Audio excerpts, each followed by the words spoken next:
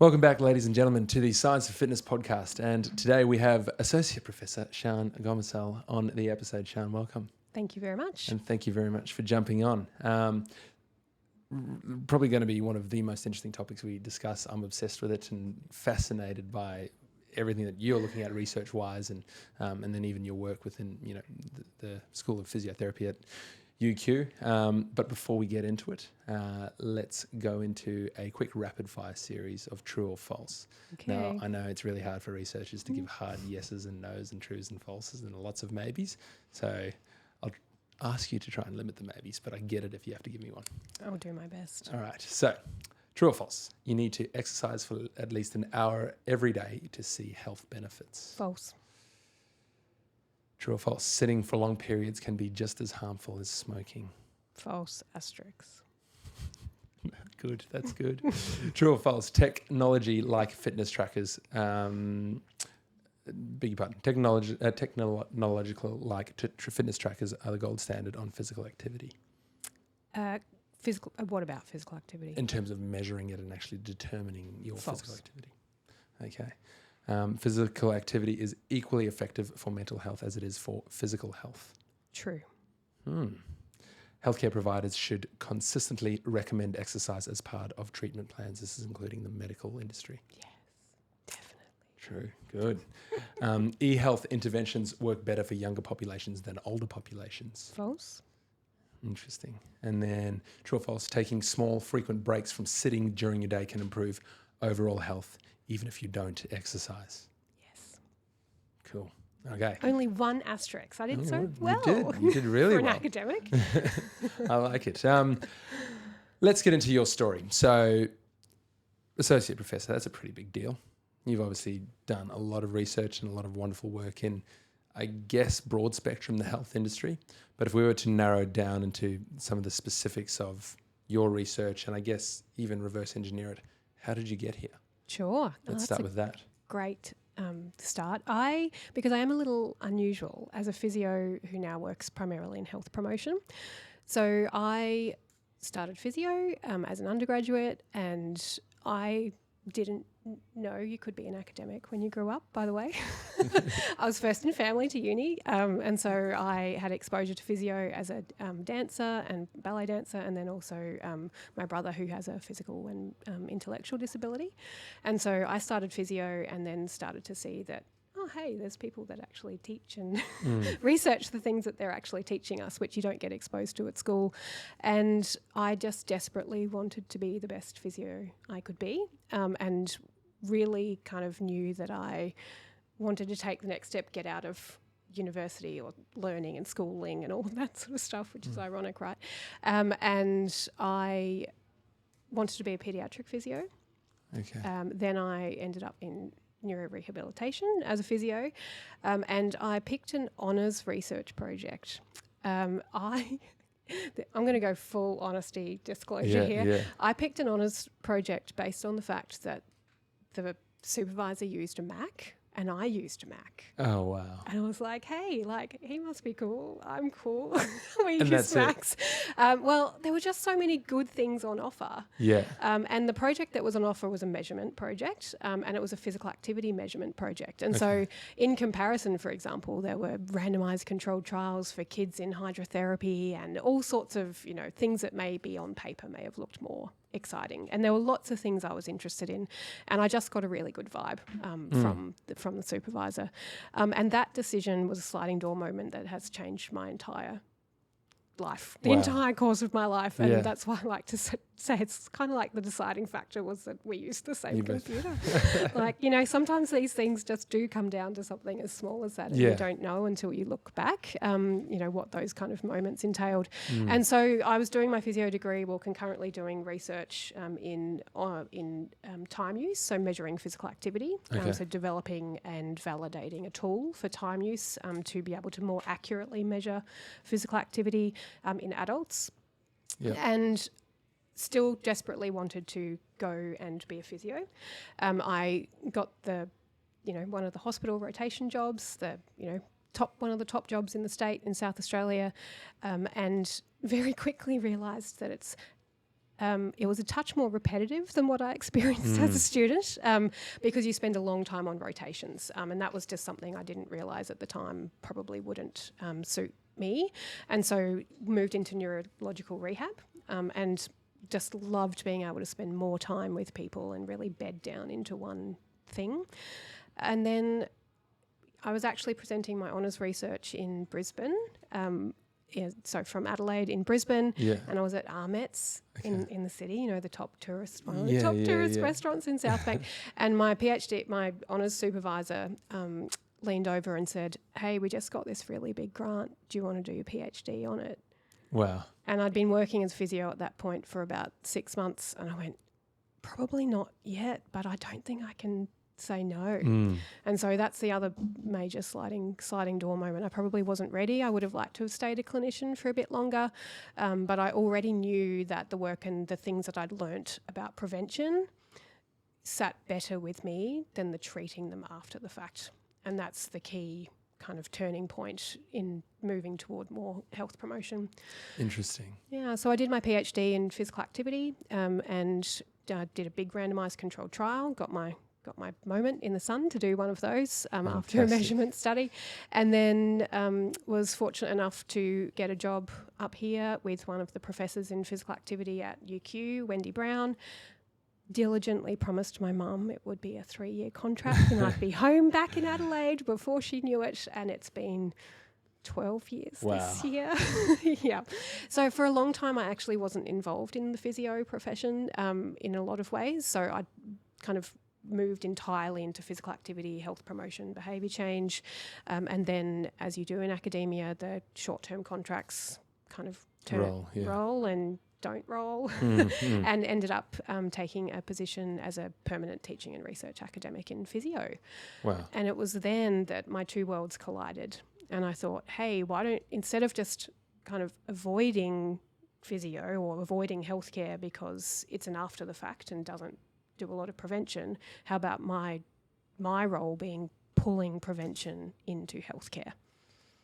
That's pretty where powerful. I am now. Pulling prevention into healthcare, and at I think, scale that is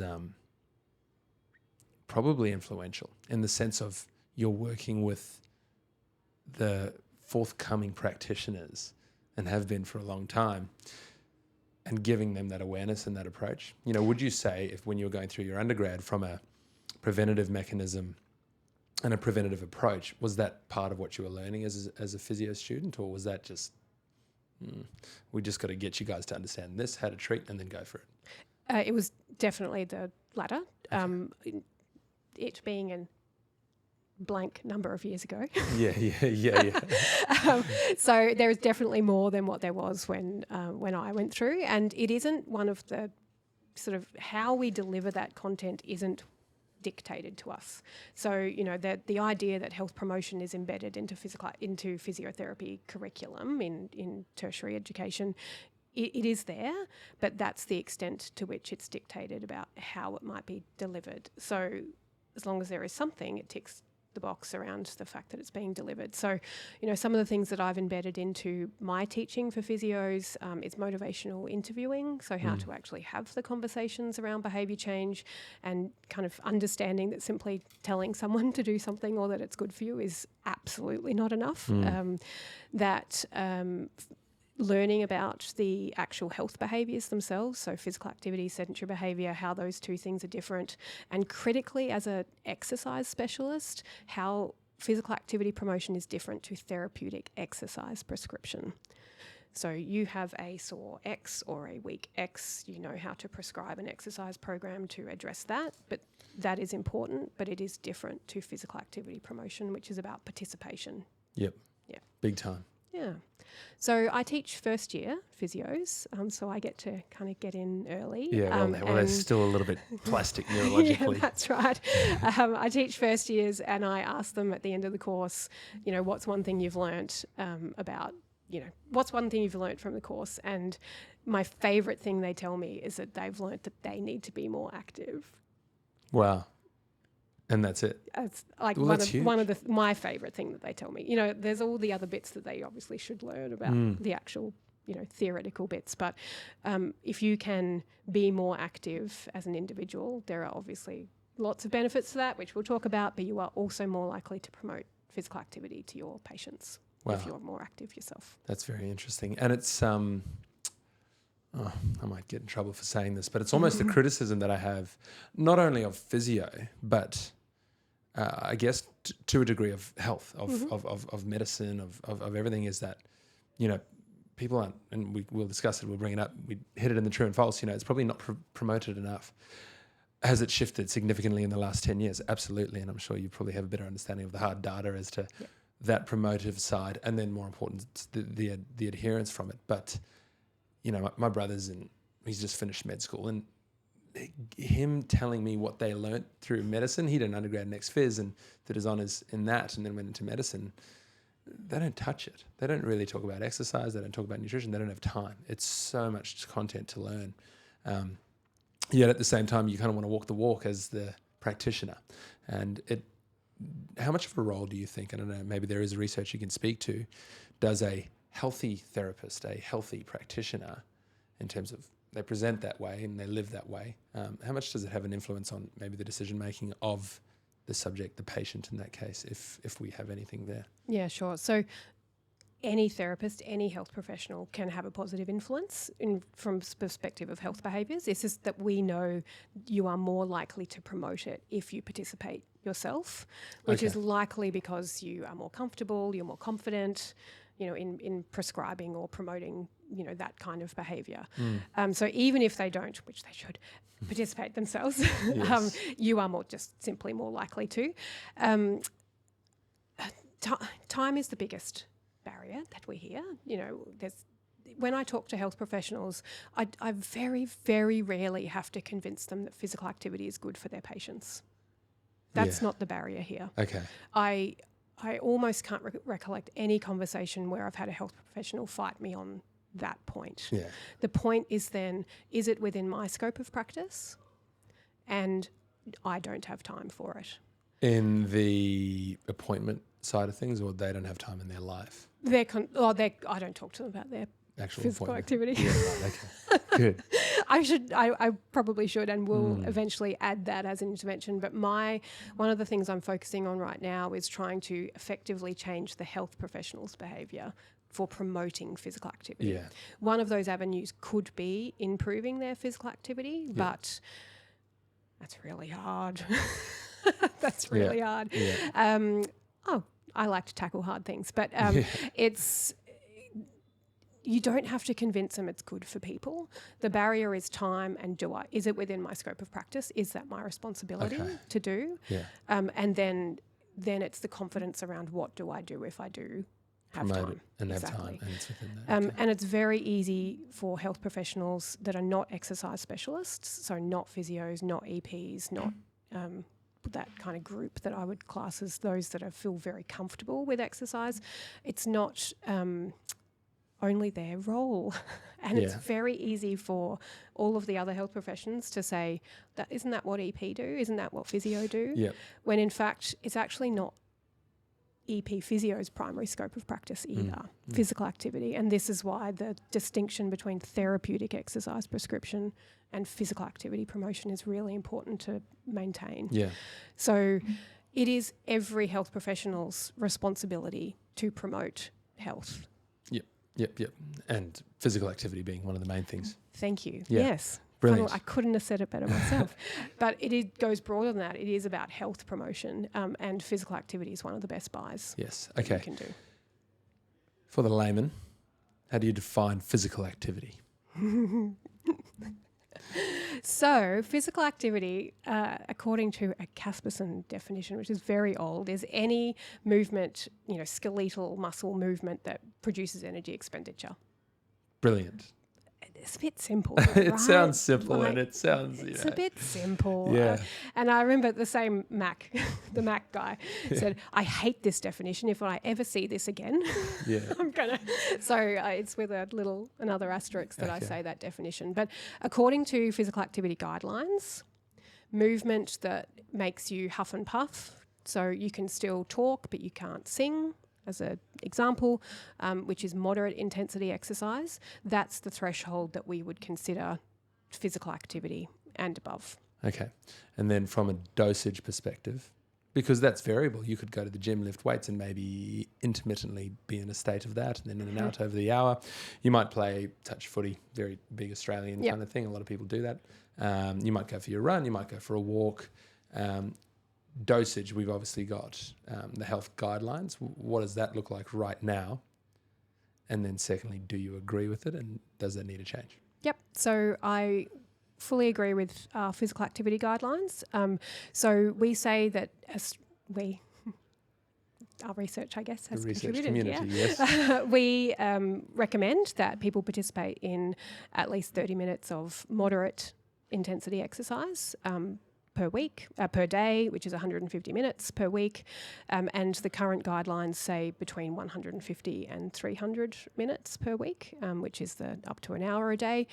Critically, they also include strength training guidelines, so 3 times a week for strength training, in addition to those cardiovascular prescriptions. And we kind of call the strength guidelines the forgotten guidelines in lots of conversations, because people will promote the cardiovascular element of it, which is the 150 minutes or the 30 minutes a day, but they'll often forget mentioning the strength part. The bit, though, that I agree with, especially as a health professional very strongly, is that there are some qualifying statements under those numbers. And those qualifying statements say things like, doing something is better than doing nothing, and to start doing whatever you can do and gradually improve. So any physical activity that you can do, even if it's below the threshold of that moderate intensity, will be giving you some kind of benefit. Critically important, right? Critically important. And it's so funny because I'm on the other end of the spectrum. I live in a bubble, and everyone I interact with is active. And so I can't even fathom people that struggle with it. And then every now and again they might, drip into here, and they're busy, they have lifestyles, they have all sorts of stuff. And I will still say the same thing. I'm like, don't compare yourself to me. Don't compare yourself to an elite athlete and go, oh, I can't. The worst part is most of the fitness industry promotes it in a way that you should. And in doing so, it probably makes the consumer or the average person that feels almost so defeatist about themselves and going, well, I'm not doing an hour. I can't go for a run. It hurts. Yep. I've got a bad knee, bad back. And they do nothing, as opposed to what you're saying.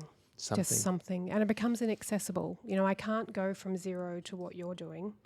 And you are able to do all those things. And if you then try, it feels really shit. Can I say that? Absolutely. Yeah, it feels really shit, right? Yeah. So if someone goes from zero to a high-intensity circuit class, my goodness, they're not going to be able to move for 3-4 days from DOMS alone, let alone, the feeling of being in a class where you don't feel confident and, all of those run-on things. And so what you see over time is maybe these kind of dabbles and then the drop-off, and then there'll be a period of time where you kind of get over that awful experience and then dabble, where if you compare that to a slow increase where it's like, okay, my goal will maybe be come to 1 class per week, and then on 2 other days I might go for a walk, and I'll do that for 4 weeks. Yep. And then reevaluate, maybe add another class, maybe add a strength training class on top of that.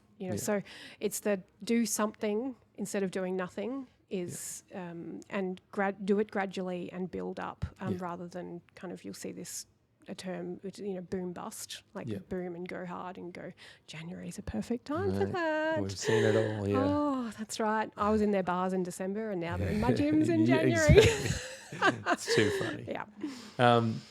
So you say strength training kind of slips under the radar contextually in that adherence, I guess the sort of physical activity guidelines.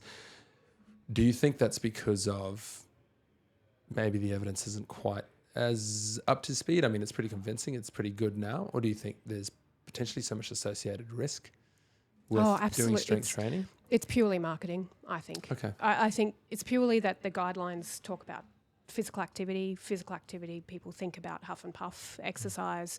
The recommendations around the 150 minutes per week, are probably easier the first thing that people recall. Not that they're easier than 3 times a week strength training, but it's just, I just think it's the way that it's promoted per se. There is unequivocal evidence of the health benefits of strength training. perhaps it requires some more skill, depending on how you may set it up. I mean, body weight, I don't really truly believe with that statement, but perhaps it's perceived as needing more skill or more equipment. You know, so physical activity or cardiovascular exercise, you can go for a walk. Barriers of entry are low. Exactly. Yeah. Whereas strength training may be a little bit harder. I think there are also misconceptions about what strength training might do to you. You know, do it 3 times a week for 4 weeks and you'll end up Massive. Yeah. I can guarantee you do it 3 times a week and you not end up massive. Yeah, I've been going for 15 years and I'm still waiting. That's right. So, you know, good on you if that happens to you, but you know that it's not going to happen. So there are just maybe some myths around around it. But and to an extent, I think from an industry perspective, one, the barrier of entry I think is the biggest sort of indicator. You can jump in a pool and go for a swim. You can go for a walk. You can ride a bike. Cardiovascular stimulus, done. Tick that box. And then I still think from a fitness industry side of things, strength training is big guys in singlets and muscles and grunting and iron and it's very intimidating. It has evolved. I think the speed with which it's evolved in the last 2 or 3 years has been unbelievable. Yeah. We have a Fit Over 50s class here at 10 a.m. every single day. It's now at capacity pretty much. Like we need to put more sessions on because everyone from the age of mid-50s onward is like, need to lift weights. That makes my heart so happy. Yeah. And again, I live in a bubble of, you know. You do, but hey, at least they're doing it. But they're doing it and they're interested in it. Yeah. And, you know, somewhere, somehow, health promotion contextually is landing. But I think we still, as an industry, from a fitness industry side of things, lack quality in terms of accessible practitioners that are going to teach you how to do it well, safely and sustainably. And I say teach, not just train. Yeah. I think we're getting there. Exercise physiology, science, strength and conditioning, it's becoming accessible to the masses, which is really, really important. You know, I even look at, and I'm saying this in the Australian market, and you might be able to advise otherwise, but I think the Australian market, from access to high quality exercise science-based practitioners, is probably the best in the world. I look outside of it lifestyle-wise, like I've been to the States, I've looked at that. It's the amazing S&C coaches, but they're all in elite sport because there's access to so much resource there and revenue and careers can be set up as an exercise professional. Yeah, and I mean, Australia is one of the leading kind of places for the scope of practice around exercise physiology, but also around physio too. And so one thing that I've learnt just very recently around I knew some in America, for example, physios don't have first contact practitioner rights. I also just learnt in Germany last year they have even less, even less scope of practice, and they actually have the prescription by a doctor that the physios then have to just teach. There's no decision making around the actual content. Wow. So the doctor says you've got rotator cuff X, physio prescribed this. Mm-hmm. Sets, reps. Yeah, which is like generally an off the shelf unless a doctor has a particular interest in it. So and I presume that pattern would be quite similar across the world with EP as well, in the sense that it just is quite varied. But I think in Australia we have a very strong exercise specialist profession and set of professions that are reasonably accessible for people with the resources to do so, and I do want to include personal trainers in the discussion too, because not everyone can only receive classes and training and things from EPs, physios. There is a huge amount of people who are engaging in grassroots sport, coaches, PTs running any number of classes, probably right as we speak, who all play a really important role in being able to help people access opportunities to participate in physical activity. I want to get into that a bit more, but before we do, if we were to sort of consider the practitioners and the scope, as you just mentioned, of physiotherapists, exercise physiologists, exercise scientists to a certain extent, what would you want to see improve from a, I guess, educational perspective and potentially a scope, for lack of a better term, perspective? Sure. So just exercise specialists? Yes. So let's go physio, ex-phys, tertiary educated sort of level. Yeah. So we we do therapeutic exercise prescription as bread and butter, right? So someone comes in with a probably Prescribe something issue, yeah. and then we will prescribe some kind of exercise, usually, to be able to address that impairment, right? That in itself is behaviour change, because you are asking someone to do something that they didn't do before. So skills around behaviour change are going to be really important transferable skills to almost anything we do as health professionals. And so there are things that exercise specialists, health professionals can do to optimise the chance that the person will actually carry that out. And one of the things that I have to duck, but one of the things I love is when I say, oh, hey, that exercise program didn't work. What did you do when they came back and said they didn't do the exercise program? I gave them another home exercise program. Wow, yeah. Also guilty of it myself when I was working as a physio. So, and it's not until I opened kind of my eyes and understanding of behaviour change science that you kind of know, hey, we actually maybe utilise, intelligently guessing here, 1 to 5% of the available behaviour change strategies. And there is a whole heap of things that we can do and do differently and tailor to individuals that will help us actually increase the chance that they will actually do that. Because to me, the dose response bit is pretty boring. We know if they do it, they're going to get better. Yeah. Right? Yeah. It's the challenge is actually in the doing. Adherence, right? Exactly. And so for me, that's the sticky bit around the science and the learning, and is how do we actually bridge that gap between knowing what's going to be good for someone and actually supporting them to be able to do that and do it over time. So behaviour change skills. Yeah. And how much, obviously that's heavily psychological to an extent. And then, do students is that something that maybe could be explored? Students have a better understanding psychologically of just, what we can know research-wise? A lot of students in health and exercise specialists will do a foundation psych course, but it's very, very broad. Because, we did one and I was like I'm seeing it, I'm not learning much. It was exactly that broad. Yeah. And so if if instead that psych aspect of it could be applied to something like adherence and things, perhaps that may be more contextually relevant. Okay. There's also the way that we have those conversations. So I mentioned motivational interviewing before. There is a truckload of evidence on the fact that motivational interviewing works.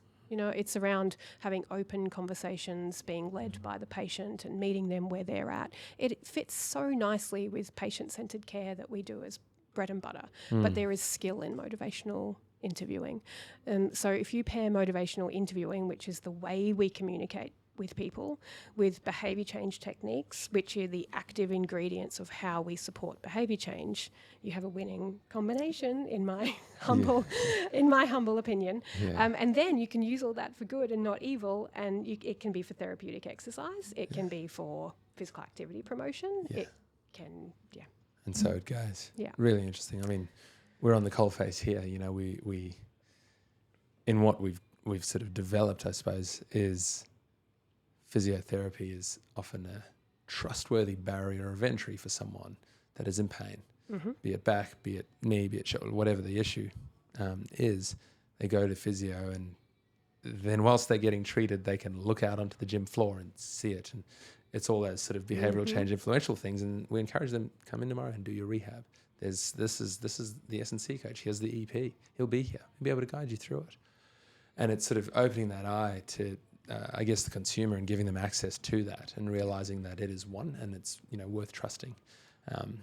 But we're lucky, we're small, and we've seen it, and we can be dynamic in terms of how we develop the program and then therefore the experience for the consumer. Yeah, and the entry point may be care, right, and treatment of impairment. That may be preventing people from doing something they want to do that's not physical activity, but it's likely then also preventing them from doing physical activity, right? So their goal may not be physical activity. There might be a participation element there as well for physical activity, but a credible source is a behaviour change technique.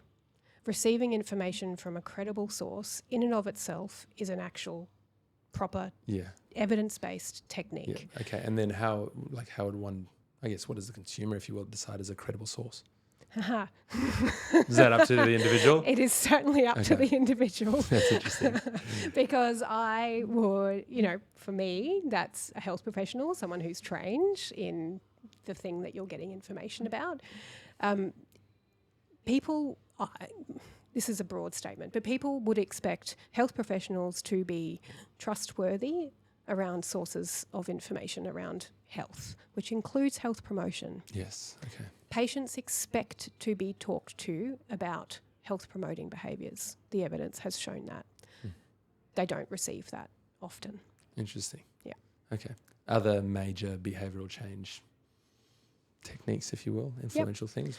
So we can code home exercise programs. Yeah. So it's not that they are not a behaviour change technique, so you're modelling the behaviour, which is a technique. You are giving them the chance to practice that. When you say, hey, can you show me what that looks like here before you go home? That is a behaviour change technique. Actually setting a goal of the prescription itself. I want you to do these exercises this many times per week. That is a goal. And a goal setting is a behaviour change technique. And this is why I get so excited when I think about the potential that health professionals have, because behaviour change science, if you can just kind of put that flavour on top of what we do every day, we are so ideally placed to do it. There are so many things that we do already that if we tweaked a little or optimized a little would be awesome. And not only awesome, but the ability to then have discretion around when you apply them. So they're not blanket things that everybody gets everything, right? So, social support is a behaviour change technique for physical activity. If I go speak to a runner, I'm not going to flavour my discussion around social support, right? These are people who generally like their own company, that are very internally motivated, whereas me, I am a crowd exerciser. Okay. Get me a crowd, I will exercise with the crowd. As I've gotten a little older, a little busier, a little more stressed, I do like crowds that have a defined space of my own, like spin class. No one can touch me, but I'm still in a crowd, right? So social support is really important to me. Yep. If you tell me to go run, no. Yeah. I don't like being... No headphones, listen to your own thoughts. Oh, that is terrifying. I hate the idea. And so this is the idea of individualising the way that we support people to change their behaviour, and that behaviour being, in this conversation, physical activity. Yep. No one size fits all. Absolutely. And having that sort of variability. It's really interesting. I mean, it's obviously the social element's more influential and maybe more important to a lot more people than I think one might think of themselves. We've built a business off the back of it, and most of our industry has moved to a group fitness type model. And the traditional old big gym, put your headphones on and train yourself, has struggled and is struggling as we speak. So a lot of the big brands are moving in that direction. Group sort of something's offered. I mean, look at run clubs in the last 2 years; they've just gone crazy, particularly for the younger generation. But finding older generations, they're no different. The mechanics, the physiology has no difference. I was going to say I still don't run, even if there's a social run club. But then you said it's the younger generation, so I was like, I'm going to put myself in this hole. But it's just the behaviour change. It's just really interesting. And I mean, we've had members say it to us so many times, came for the program, stay for the people. And you go, oh, that's right. And what makes it, and it's all those little layers. Psychologically, I think there's, some members call it trauma bonding when they do hard sessions with other people. And I'm like, we'll be selective about that language, but we'll take it. Theoretically, here are some words you could use. Social identity. Exactly. And also group identification. And that the sense of belonging is just so critical. And I think what we're seeing here is an intersection of an increase in accessibility and I think increased awareness, particularly in our bubbles. We've talked about the fact that we are privileged to exist in places where this is valued. But we're seeing an intersection between that and loneliness. And I think that physical activity or loneliness, social isolation, feeling, tech is great, but it also means people work from home. So the only time people might be with other people might be their exercise session. So people are looking for ways to create a social identity and a sense of belonging to a group that exists beyond perhaps ways that they had before we had the asterisk, major disruption into the way we live behaved and work. and live. Yeah. Very interesting, because it's sort of this conundrum that I think, at least, speaking as a reasonably young person, of maybe the information age and social media being informative media. A lot of young people are much more healthier, and they want to be, and there's evidence pointing to less, drinking of alcohol, all these sorts of things. At one point in time, that was the social behaviour: finish work, go to the pub and interact. And it's now turning into the modern day: finish work, go for a run with the run club, or before work we're going to go do that. And that's sort of how that's evolving from a, I guess, internet, social media influence, behaviour change, positive, negative. It seems more extreme. A lot of people are a lot more healthier because they're much more informed, but then a lot of people are a lot more lonelier. So how much do we know about that, if anything? It's such a tricky thing. Social media, tech, it gets a lot of bad rap around, consuming our time and not being productive and all those sorts of things. But there are pockets of communities that have found connection and a sense of belonging that we were just talking about online that they've never been able to find anywhere else before, because it transcends geographical locations. It all transcends the need to be physically out in public. So think of LGBTQIA plus populations, for example, and particularly trans communities. People are finding ways to connect using social media. That's so important for their mental health and sense of belonging and, those sorts of things. So I think we always need to balance off the social media with the positive and the negative benefits. As you said, it's one of those irritating academic answers. Sorry, but no, I'm with you. And being used for good and not evil.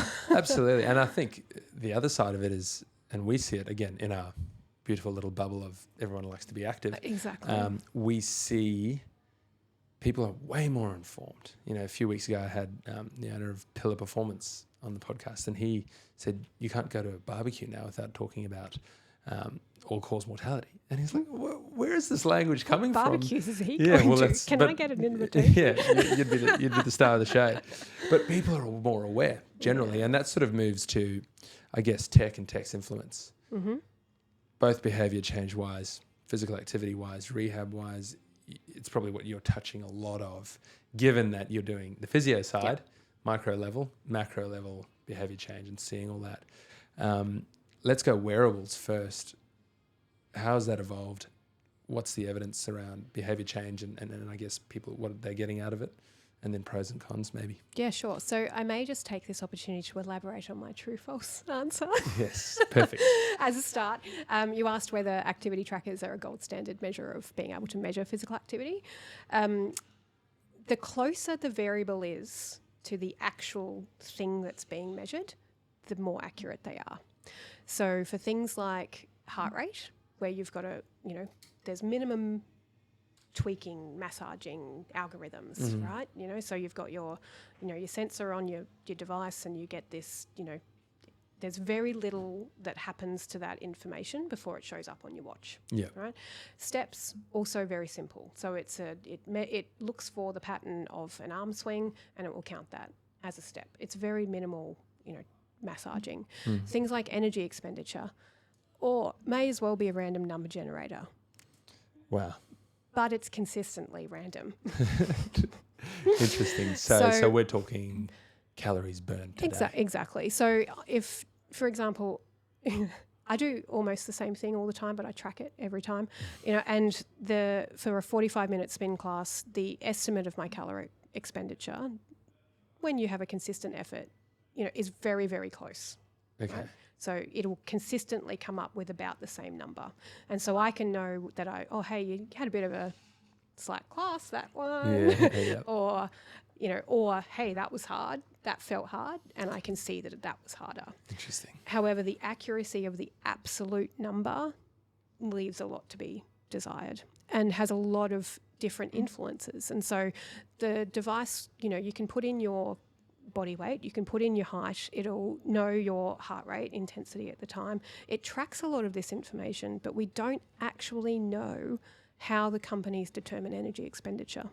Interesting. Those algorithms they're proprietary products. And so I have tried. I can guarantee you they won't give them to you. Wow. So we did a study where we had 4 different activity trackers.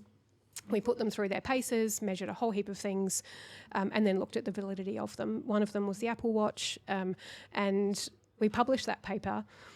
And I had Apple contact me and say, hey, could you rerun that study? Because you put it on like other, which was the available thing at the time, and did a full like mixed workout, right? And did other, and then you compared those values. They said, actually, we want you to do it again, but we want you to put it on cycling for cycling and this for this.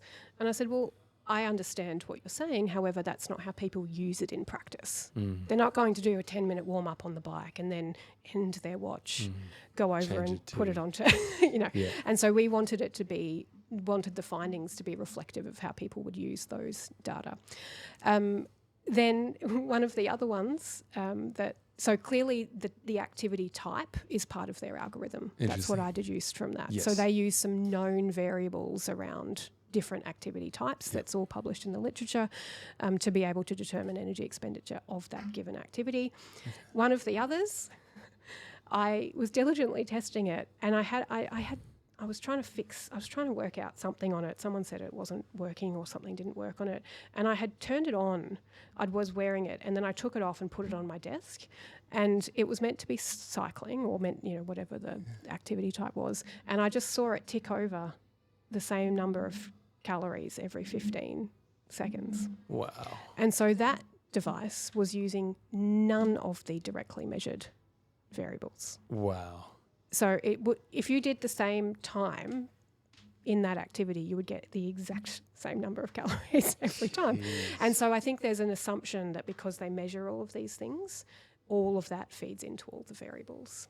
So use with caution things like energy expenditure. Okay. Use with caution anything that you tangibly don't know exists, like, for example, strain. Yeah. What is strain? Yeah.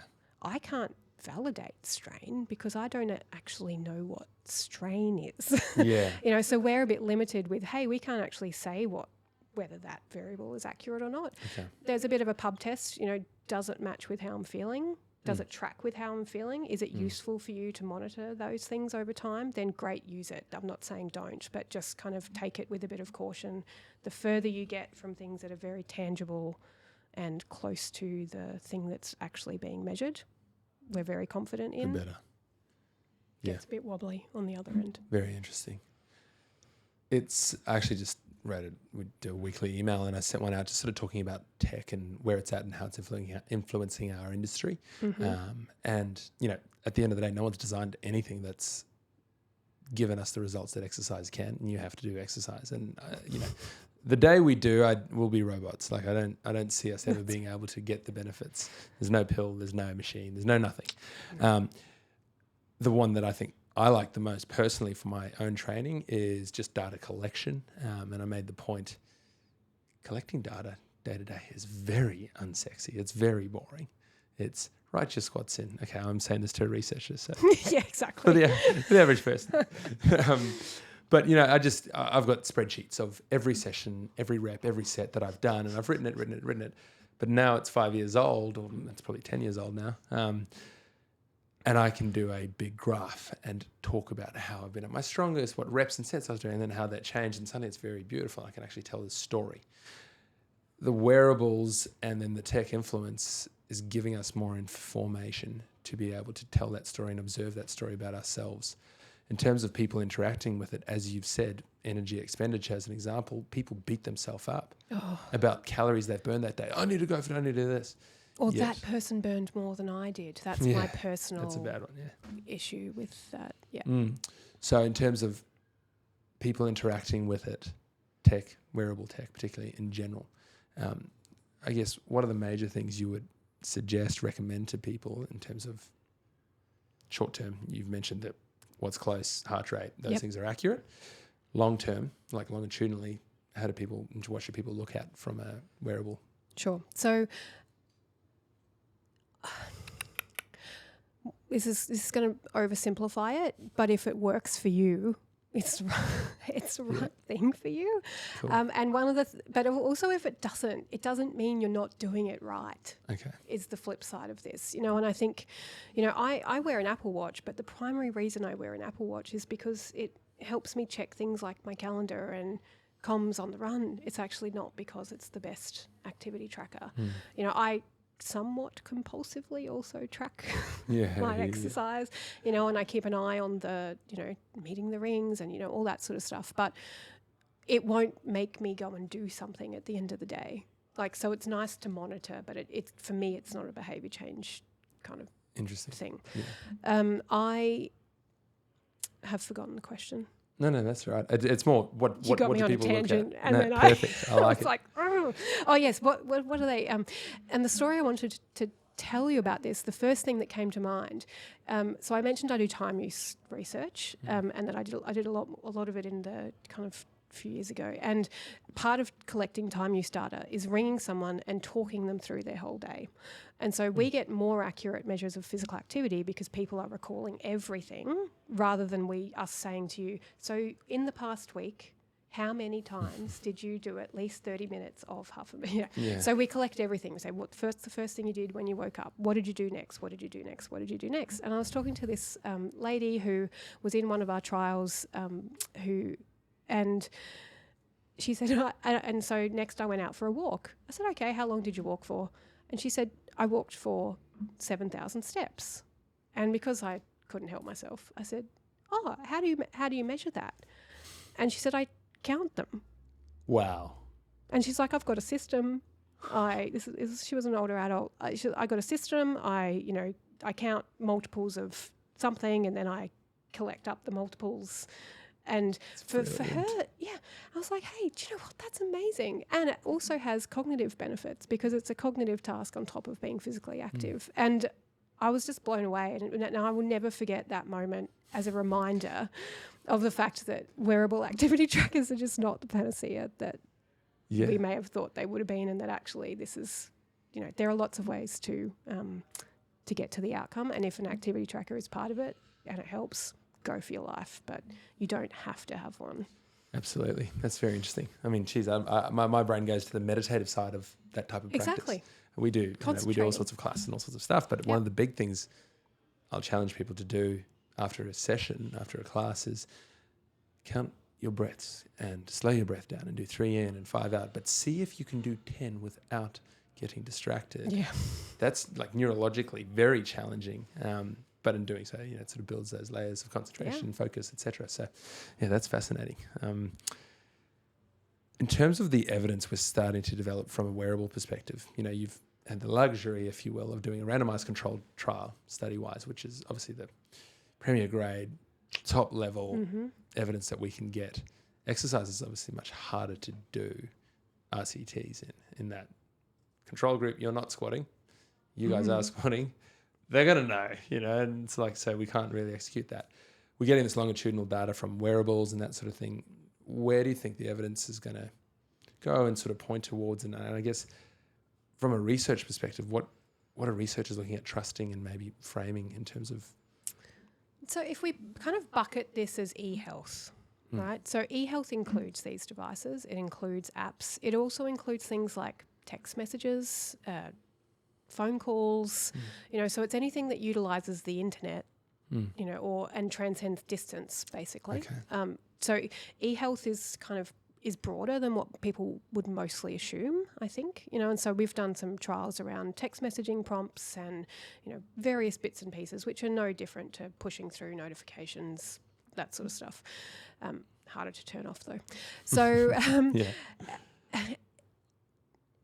we really got very excited in physical activity when these kinds of devices became accessible, right? And these kinds of, you know, and tech started to infiltrate our world. There are clear benefits that tech provide, notwithstanding the fact that they, you know, the geographical reach of these kind of these kind of opportunities are unrivaled. If we talk a lot about reaching people that don't have access to equipment and people and resources, and tech clearly does that. E-health clearly does that. It can be very low cost. Free apps, my current role is co-funded by Health and Wellbeing Queensland. Health and Wellbeing Queensland have a whole website full of different exercises you can do at home. That's for free if you can have the internet connection. We really got so excited, but what we now have, at least 10 years of research looking at these devices. And again, blank number of years ago, I started, so I've had kind of the whole journey, and they're just as good as anything else in the short term. Okay. On a group level. Yeah. Right. We are very bad researchers in our field, but also others, at looking at whether it's maintained over time, and it's a function of how we do research. Often there is not money for long-term follow-up. There isn't, so. There is not a lot of long-term data available around long-term maintenance, and the available data shows us that it's not effective. Almost nothing we do is effective long-term.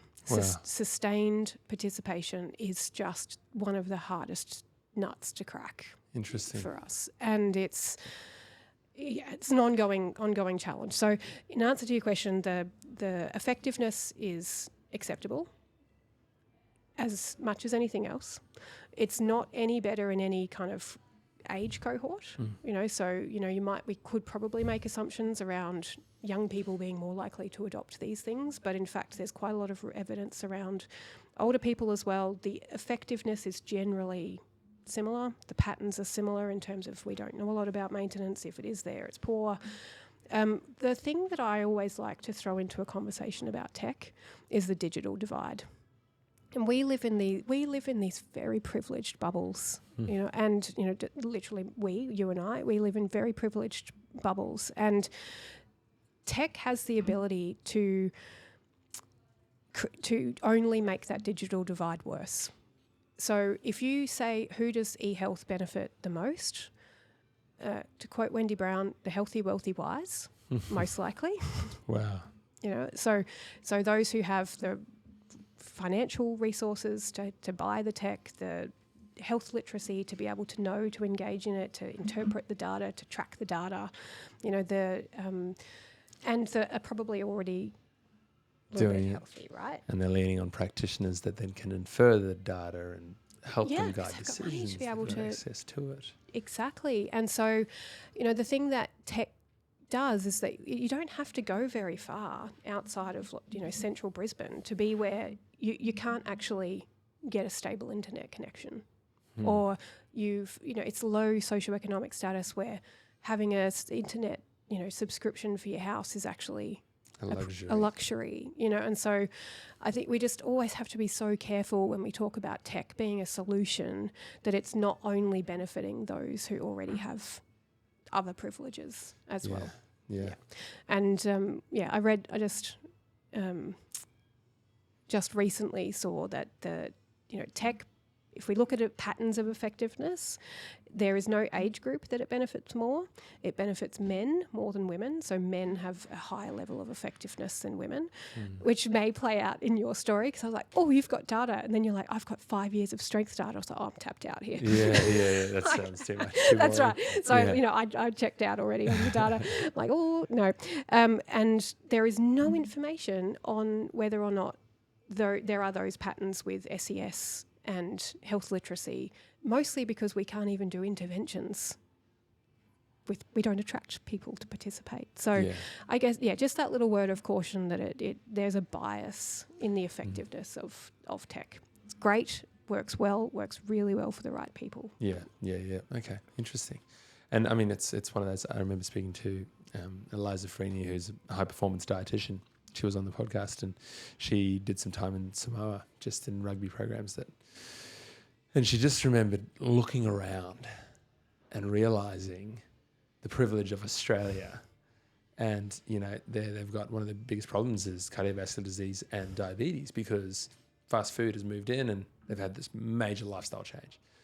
It's affordable, it's accessible, and they don't have physical activity. guidelines. They don't have access to internet and tech and all the wonderful things that we wander around with and think everybody's doing this. That's and right. Yeah, we're wandering in this special bubble. And still just over half are inactive, remember? Yeah. Wow. So It's crazy. resources, it's the old build it, they will come idea that's not quite real. Yeah. Yeah. And it's interesting. And okay, so then looping all of this back into physiotherapy. Sure. They get presented, the average physio gets presented with a patient, and I think Australia, probably more than anywhere, you can comment much more than me, is about the physical activity element from a physio perspective. And as you're saying, there's the actual therapeutic exercise prescription. How have you seen it evolve in your career, and even knowing about it now as an educator? From physio used to be, treat my shoulder, it's sore, and then I walk out. And then they started giving exercises. And now it's like the shoulder treatment's not going to last. For the average person, why has that changed? And what has the evidence done? And why has that? I go to the physio and they hardly touch me. They give me exercises. How come? I'm just going to, the therapeutic exercise, I would challenge you that physio and EP have physical activity as part of their bread and butter right now. Yes. So I think that exercise has certainly taken up more space in consultations, I think, than ever before. Yeah. I think in our profession, hands-on therapy still has absolutely a role to play, but you will often be prescribed some kind of exercise as well. Doing it that's hard. Yes, yeah. And then does the evidence point to that now more so than? No, I don't think so. Okay, interesting. If you do it, you will get better outcomes. But the physio research has been very much centred in dose response. If I have a group of people that do exactly as prescribed, does this work as a therapeutic treatment? Trying to trying to encourage gently, sometimes not so gently, trying to encourage even professions that are seen as exercise specialists to include physical activity is even a struggle. Yeah. Because is that even within my role, right? Like if someone comes to see you, do you do a measure of their physical activity as a physio or a EP? Like, do you ask them about their like habitual physical activity? Like, it might be, if it's related to their shoulder, as you said, maybe they will ask, what do you do with your arm and how often do you do it and things, but it's not an overarching, hey, what does your physical activity look like over a week? It's not standard practice. And it's almost like the physical activity promotion bit is under the scope of an exercise specialist. Okay, that's I interesting. don't know if I've ever said that out loud before, and possibly on a podcast is not the right time Not to the right say place. it for the first time. Yeah. But possibly that's the case, right? Like promoting general physical activity could be seen or felt as being under the scope or underutilizing the skills that we have. But all health professionals can even do something. It's like the physical activity guidelines. Something is better than nothing. You don't have to give someone an entire physical activity program to give them an intervention on physical activity. We know measurement alone is an intervention, and quite a potent intervention. If you as a health professional or an exercise specialist dedicate 5 minutes to measuring physical activity, that says something. Okay. And if you follow it up and measure it again next time, that also says something, And so even without doing any education, that is communicating value, importance, something as simple as including a measure of the behaviour in your consultation is a behaviour change technique. Absolutely. Then you can also do something as simple as referring. Yeah. So we talk about medical professions. They need to understand it's important, but then maybe their scope of practice is a brief intervention that goes, hey, I've measured it. It's not great. Maybe more nuance than that. Don't quote me on that as a communication strategy. And goes, hey, physical activity is really good for you. You could I can refer you to an EP and they can help set a program. They can, do this or that. So maybe, I'd love to be more active, but this knee's been really bothering me. So, hey, I can refer you to a physio. Some guided That's right. Yeah. And so even a Yeah. referral can be a physical activity intervention, Right, but it yeah. requires the whole healthcare. This is why I'm not sticking with physio as you keep directing me to, but it requires the whole system. Yeah. Because if you get a doctor who says, hey, physical activity is good for you, I've measured it, it's lower than it should be, and you could really get a lot of good out of this for everything, Yeah. they refer you to a physio. The physio treats what you were referred for and then doesn't pick up the conversation about physical activity. Missed opportunity. Missed opportunity. So that's why I keep coming back to the system. Collective system. We all have to be singing from the same song sheet. Yeah. Yeah. Yeah. Absolutely. Because I think for those listening to this, it has an influence on outcomes. Be it I'm going to the doctor for whatever health reason, I'm going to the therapist for whatever injury reason, it influences outcomes. And the evidence points to that. Oh, it's absolutely unequivocal. Okay. Physical activity will make almost everything better. And it might sound ridiculous. That sore shoulder will help if you go and walk regularly. And it's sort of connecting the dots. And practitioners now more than ever have an understanding of the biopsychosocial elements that contribute to pain, sickness, and so forth. And I think the biggest thing that we see, and in pursuit, I went into high performance. I didn't even do EP. I went high performance sport, and I hated the fact that we couldn't treat people. Go. Checked out. Not clinical. I know it's controversial, but you only had 2 years. You only had 2 years to look after this athlete, and I was like, well, let's get their technique right and lifting. Coach goes, mate, we're halfway through the season. I need them on the field. I don't have the time. I can't afford that. It's not that they don't care. They just don't have the time. So that's why I went into the general pop stuff and why I love it, because we can take the time, step back, teach the proper squat technique, give the individual the confidence and all the other layers. But in doing so, realizing psychologically there's all the behavioral change things that are critical. In doing so, realizing there's a biochemical element, nutritionally, hormonally, what's going on. Realizing there's the actual physics, the mechanics, the stuff that I love, that has an influence and is influenced by all those other three factors, and therefore a medical team, a health team that speaks to that, as you're saying, connects those dots. My dream, Yes, let's lock in on this. my dream is that every interaction you have with a healthcare professional, you get physical activity health promotion. Doesn't have to be long, doesn't have to be extensive, just some kind of reinforcement that, hey, physical activity is good for you. Whether that's through measurement, whether that's through a check-in, whether that anything, because the amount of benefit, a little benefit across a large number of people is a huge impact. So if you can shift just a tiny little something over a large number of people, it's just unfathomable. And so a lot of people in the especially in medical or acute and things like that, and will say, oh, what about this profession and what about that profession? I'm like, yes. Someone said, what about an anaesthetist? I'm like, have you seen the predictors of like death during anaesthetic? Like physical activity is being physically fit, having high cardiovascular fitness. You will tolerate anaesthetic much better. Wow. Why shouldn't an anaesthetist be someone who says, hey, like, how's your physical activity going? So, and I know that statement, as I prefaced it with the fact that it's a dream. I know that there are nuances. I'm an academic, got it, all the things.